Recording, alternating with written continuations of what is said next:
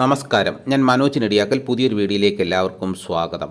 2 വർഷം കൊണ്ട് കായ്ക്കും, കിലോയ്ക്ക് 300-ന് മുകളിൽ വിലയും കിട്ടും. ടേസ്റ്റിയാണ് ഈ പഴം. മലയാളികൾക്ക് ഇപ്പോഴും വളരെയൊന്നും പരിചയമില്ലാത്ത പഴമാണ് അബിയു. പഴുത്താൽ മഞ്ഞ നിറമായി മാറുന്ന ജെല്ലി പോലെ അകക്കാമ്പുള്ള ഫ്രൂട്ട്.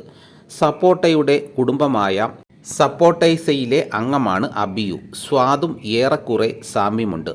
ആമസോൺ മഴക്കാടുകളിൽ ഉണ്ടായ അബിയു ഉഷ്ണമേഖലാ സസ്യമാണ്. അമേരിക്കൻ ആദിവാസികൾ എന്നറിയപ്പെടുന്ന അമരേന്ത്യന്മാരാണ് ഇത് തുടക്കത്തിൽ കൃഷി ചെയ്തിരുന്നത്.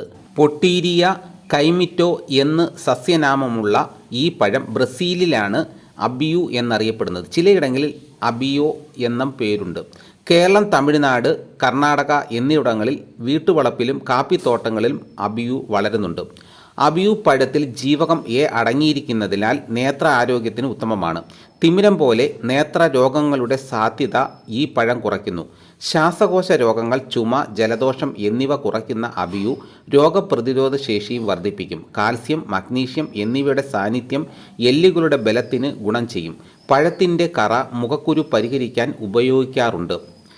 പുതിയ സ്ഥലത്താണ് അബിയു നടന്നതെങ്കിൽ 40% മണൽ, 40% പശുമരാശി മണ്ണ്, 20% കളിമണ്ണ് എന്നിവയുടെ ഒരു മിശ്രിതം കലർത്തി മണ്ണിൽ മുന്നൊരുക്കം നടത്തണം. ചെറിയ അളവിൽ കളിമണ്ണ് ചേർന്ന പശുമരാശി മണ്ണോ വെറും പശുമരാശി മണ്ണോ ആണ് നല്ലത്. വിളഞ്ഞ അബിയു പഴങ്ങളിൽ നിന്നാണ് തൈകളുടെ വിത്തുകൾ ശേഖരിക്കുന്നത്. 60 സെൻറ്റിമീറ്റർ വീതം നീളവും വീതിയും ആഴവുമുള്ള കുഴിയിൽ 10 കിലോ ജൈവവളം ചേർത്തിളക്കി തൈ നടാം. കുഴികൾ തമ്മിൽ 5 മുതൽ 6 മീറ്റർ അകലം നൽകണം. തൈകൾ 3-4 വർഷം കൊണ്ട് വിളവ് തരും. കേരളത്തിലെ സാഹചര്യത്തിൽ 2-3 വർഷം കൊണ്ട് മരങ്ങൾക്ക് കാലിവളം, മണ്ണിര കമ്പോസ്റ്റ്, എല്ലുപൊടി, കോഴിവളം എന്നിവ നൽകാം. മരം ഒന്നിന് 10 മുതൽ 20 മുതൽ 25 കിലോ വരെ ജൈവവളം നൽകാം. കൂടാതെ 100 ഗ്രാം മഗ്നീഷ്യം സൾഫേറ്റും. കൂടുതൽ പഴം ലഭിക്കാനും വലിപ്പം വയ്ക്കാനും മധുരമുണ്ടാകാനും ഇത് സഹായിക്കും. ഗുരുതരമായ കീടബാധ ഇല്ലാത്ത വൃക്ഷമാണ് അബിയു. ശരാശരി 10 മീറ്റർ ആണ് ചെടിയുടെ ഉയരം. മരത്തിൻ്റെ തടിക്ക് ഉറപ്പ് കുറവാണ്. ചെടി ക്രമമായി നനയ്ക്കണം. പൂക്കൾ ഉണ്ടാകുമ്പോൾ നന അമിതമാകാതെ ശ്രദ്ധിക്കണം. കിലോയ്ക്ക് 150 മുതൽ 300 രൂപ വരെയും വില ലഭിക്കാറുണ്ട്.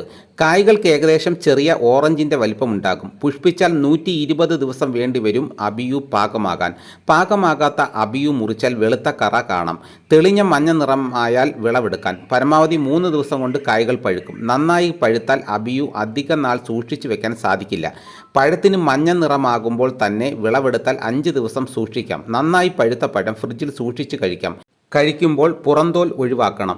ഇളനീർ കാമ്പിൻ്റെയും പൈനാപ്പിളിൻ്റെയും രുചിയാണ് ഈ പഴത്തിന്. അപ്പോൾ ഈ കൃഷിയിലൂടെ നമുക്ക് നല്ല വരുമാനം കിട്ടും. ഇതോടുകൂടി വീഡിയോയുടെ പൂർണ്ണമാകുന്നു. എല്ലാവരും ഒന്ന് ലൈക്ക് ചെയ്ത് സപ്പോർട്ട് ചെയ്യണം. ലൈക്ക് ചെയ്ത് കഴിഞ്ഞാൽ ഹൈപ്പിലും കൂടെ ഒന്ന് ക്ലിക്ക് ചെയ്ത് സപ്പോർട്ട് ചെയ്യണം. ആദ്യമായിട്ടാണ് ഈ ചാനൽ കാണുന്നതെങ്കിൽ സബ്സ്ക്രൈബ് ചെയ്യാൻ മറക്കരുത്. മറ്റൊരു വീഡിയോയുമായിട്ട് ഉടനെ എത്താം. എല്ലാവർക്കും എൻ്റെ നന്ദി.